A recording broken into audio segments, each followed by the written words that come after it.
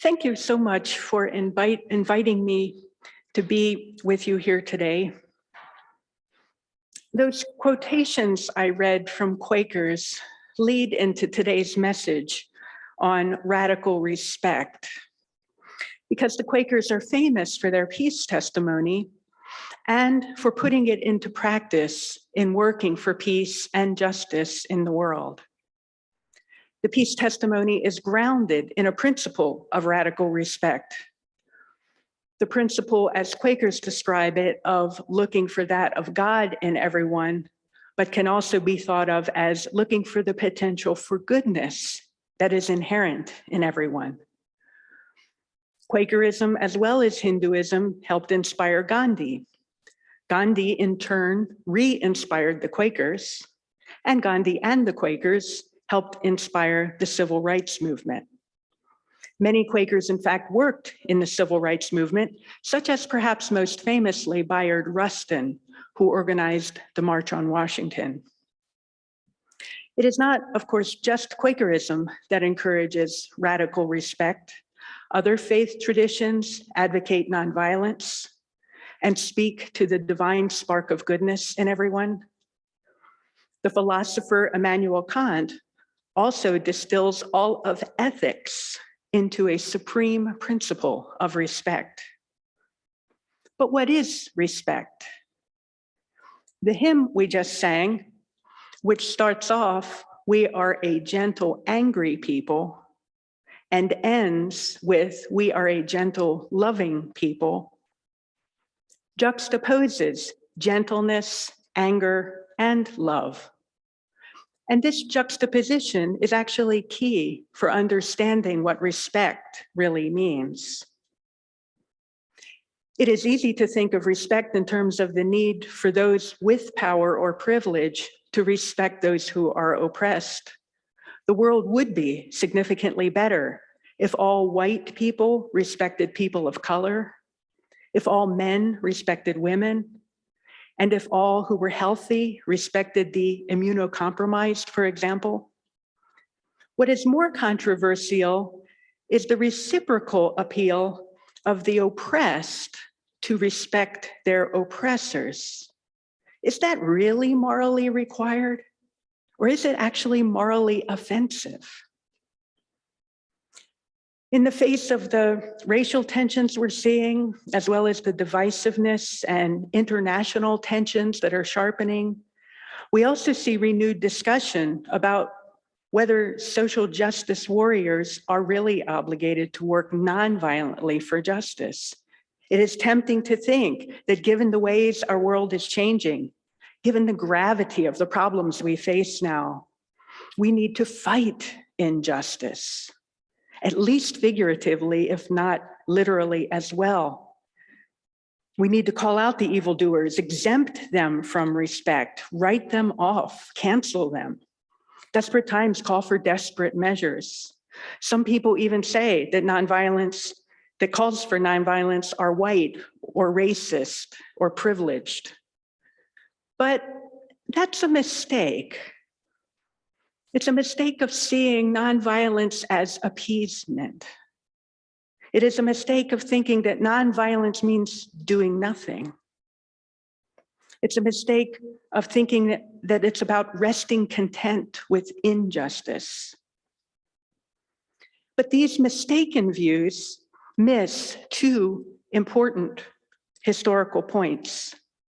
Not only that there are, in fact, ways to wield nonviolence effectively to transform injustice into justice, but also that the most famous people who have developed and used these techniques the most successfully have usually been people of color and have always been the oppressed. Is this the reason why we haven't studied nonviolence enough? The story I read for Time for All Ages shows an instance of effective nonviolent action. In this true story, Michael Perez nonviolently warded off an attempted robbery. But what I find most significant in the story is why what he did worked, And the answer is that it worked because of the special kind of respect he showed the 6 young men. Now, you might be surprised to hear me describe it as respect, but that's what it was. By not giving in to either fight or flight, by engaging them instead in a third way beyond fight and flight, he saw them as human beings, not just as robbers. And he drew out their goodness. Mike not only saved himself and his wallet, he stopped those young men from turning into criminals, at least in that moment. And he gave them the experience of learning how much more rewarding it is to be helpful than to be mean. One of the readings from George Fox was, quote, "Be patterns, be examples in all places, that your carriage and life may preach among all sorts of people and to them. Then you will come to walk cheerfully over the world, answering that of God in everyone," end quote. This is a lovely image, exemplified in a surprising way by Mike in the story. He answered the goodness in the souls of those 6 young men, calling that goodness forth. But less quoted, even among Quakers today, is an earlier passage in that same writing from George Fox. Let me now read that passage to you. Quote, "In the power of life and wisdom and dread of the Lord God of life, heaven, and earth dwell, that in the wisdom of God over all ye may be preserved, and be a terror to all the adversaries of God, and a dread answering that of God in them all, spreading the truth abroad, awakening the witness, confounding deceit, gathering up out of transgression into the life, the covenant of light and peace with God." End quote. Now, this passage helps us to understand respect in a whole new way. Responding to that of God in everyone is not always pleasant, nice, or easy. Sometimes what is required to draw out people's goodness is to be a terror and a dread. In some occasions, people need to be challenged into goodness. When they're acting from their worst selves, they may need to be shaken in returning into their best selves. And this is respect too. Another way to think about this is to consider what it means to be a friend. The Quakers' official name they gave themselves is Religious Society of Friends, suggesting a way of being in the world, of regarding everyone in friendship. There are no true strangers. There are no true enemies. What if you lived as if everyone you met were a friend? And so what does it mean to be a friend? Ancient philosopher Aristotle wrote a lot about friendship and said that the best friendships are those in which people bring out the best in each other. They help each other to develop into excellent human beings. Respect then is about recognizing this potential in every relationship. Can I respond to this person in a way that brings out their best? When we think that our friends are slipping into troublesome behavior, we don't just shrug our shoulders and ditch them. We try to get at what's going on with them. We stay with them. We try to persuade them. If their behavior persists, we might even contend with them, not with a motive of trying to hurt them or punish them, but with a motive of trying to help them back to their better selves. But is it realistic to think of everyone as a friend? When we don't know them well, their troublesome behavior feels threatening to us. There's not enough trust to regard them as friends. They are strangers, maybe even enemies. Why not, in those cases, just call them out, write them off, or even punish them? Isn't that what they deserve? Another ancient philosopher, Plato, describes Socrates in conversation with someone who does suggest that justice indeed means doing good to your friends and harming your enemies. But Socrates asks the surprising question, why harm your enemies? Doesn't that just make them better at being bad? Why would you want to do that? So in the end, he concludes that it is therefore never just to harm anyone. Centuries later, Abraham Lincoln said that the best way to get rid of enemies is to make them your friends. But are these impressive thinkers from the past missing the special difficulties of oppressive power structures?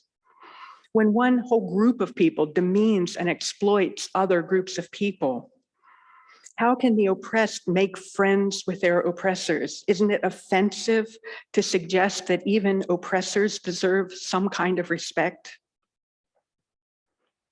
Well, consider the words of Nelson Mandela, quote, "It was during those long and lonely years in prison that my hunger for the freedom of my own people became a hunger for the freedom of all people, white and Black. I knew as well as I knew anything that the oppressor must be liberated just as surely as the oppressed. A man who takes away another man's freedom is a prisoner of hatred. He is locked behind the bars of prejudice and narrow-mindedness. I am not truly free if I am taking away someone else's freedom, just as surely as I am not free when my freedom is taken from me. The oppressed and the oppressor alike are robbed of their humanity," end quote. In this passage, Mandela points out that the real problem is less about individuals and more about systems and structures of oppressive power. Those systems force people into roles and delimit the behavior they can express in or through those roles. We are all embedded in oppressive power structures. We are all born into places within these. We might feel lucky if we're born into the privileged sides of some of these, but in truth, we then inherit the guilt of the harm that oppressive system has caused. We may console ourselves by believing that at least in some of these oppressive structures of power, anyone could change positions if they just tried hard enough, the American dream. But even if that is sometimes the case, if the structure is still oppressive, no matter where we are in it, we are harmed. Even oppressors are harmed morally. And so another reason for respect towards all is out of this appreciation that some oppressors might not want to be oppressors, but are themselves stuck within a power structure that they do not know how to change. Even well-intentioned behavior within it is often systematically distorted in ways that they regret and may genuinely be unable to prevent. On TV shows and in movies, we admire the people in these positions who buck the system and do what they feel is right instead of merely complying with the unjust rules of the system. But in real life, they usually get fired, and then they're blocked from doing any further good, while the system itself remains unjust and oppressive. And so part of radical respect is recognizing that even those in power within oppressive systems may not mean the harm that they cause, but they themselves are limited in the power they have to bring about structural change.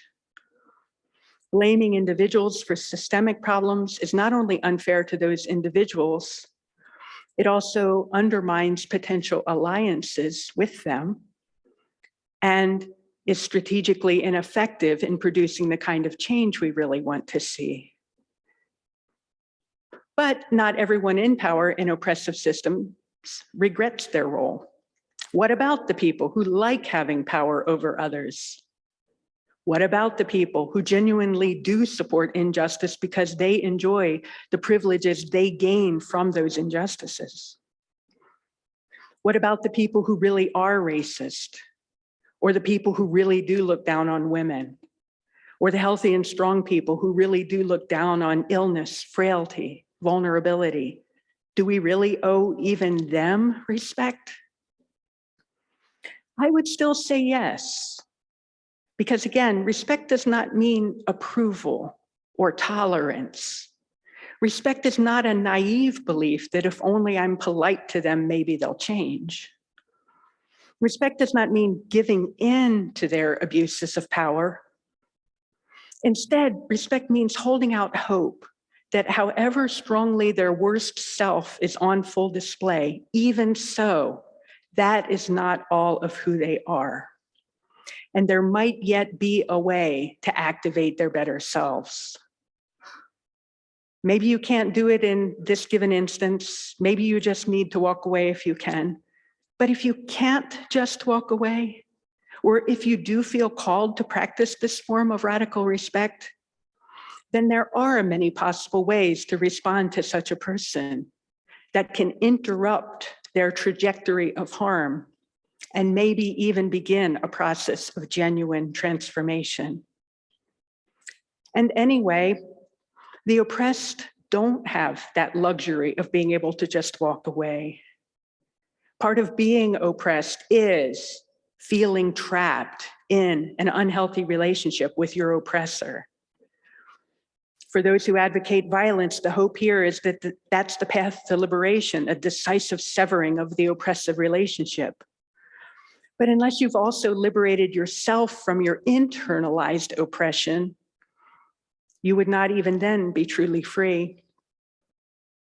But when you do liberate yourself from internalized oppression, then you don't need violence. You see its uselessness. The self-respect you've gained gives you a new perspective and gives you access to new power and new methods. You connect with what Gandhi called satyagraha, soul force. And from this strength, it becomes possible to stand up to oppressors, not wanting to do them harm, but instead wanting to liberate them, as well as yourself, into the possibility of living true to your best selves. To do this, you have to speak your truth with honesty and compassion. Respecting them in this way also means demanding respect from them, insisting that they respect you. And the way to do this might be, at times, to be a terror and a dread, as George Fox suggested. It might require calling them out on the injustice behind their words or actions, openly challenging them to be better than that.